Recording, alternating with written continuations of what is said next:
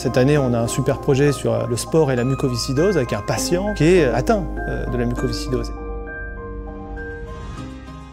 Je m'appelle JB, j'ai 30 ans.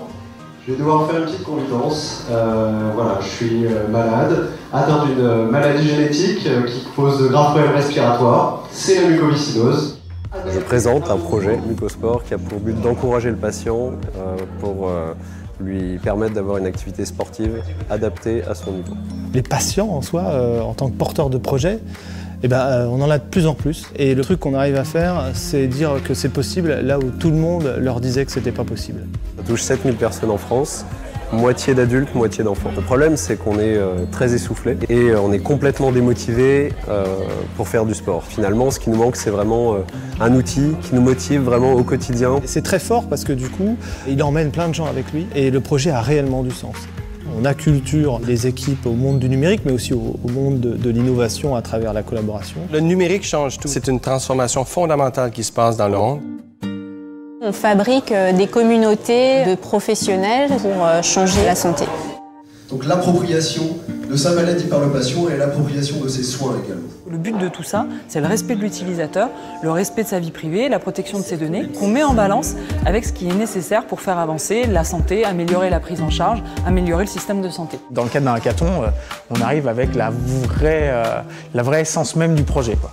Ce qui fait la force de cet événement, c'est bien cette mixité de personnes qui se retrouvent et qui ont envie de construire quelque chose ensemble.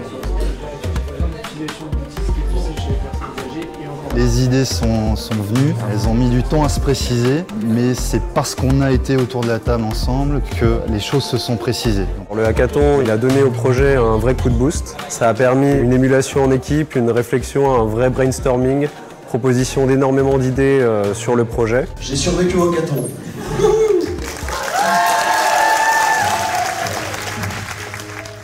On crée des événements, on crée des projets, on se roule les manches et on travaille avec eux à faire des choses et faire arriver des choses qui n'auraient jamais arrivé autrement.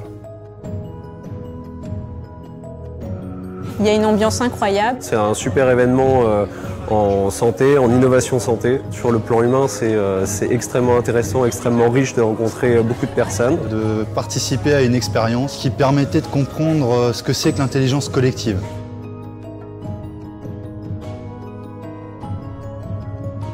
Il y a encore plein de choses à faire dans le domaine du médical et le Hacking Health Camp, c'est un super laboratoire pour tester, innover. Et puis il y a une telle énergie durant ce week-end que je pense que c'est la bonne place pour tout ça, quoi. On se sert de cet événement-là comme un tremplin. Et il faut vraiment que le public, les patients, les associations de patients s'intéressent à ce qui se passe ici et s'en emparent pour faire avancer les choses. Toute cette créativité, toute cette passion, tout cet enthousiasme, souvent au service directement des patients qui côtoient. Donc tout ça, c'est très émouvant. Et après, le projet continue. Il va être soutenu au sein de l'association que je dirige, Jean Capa.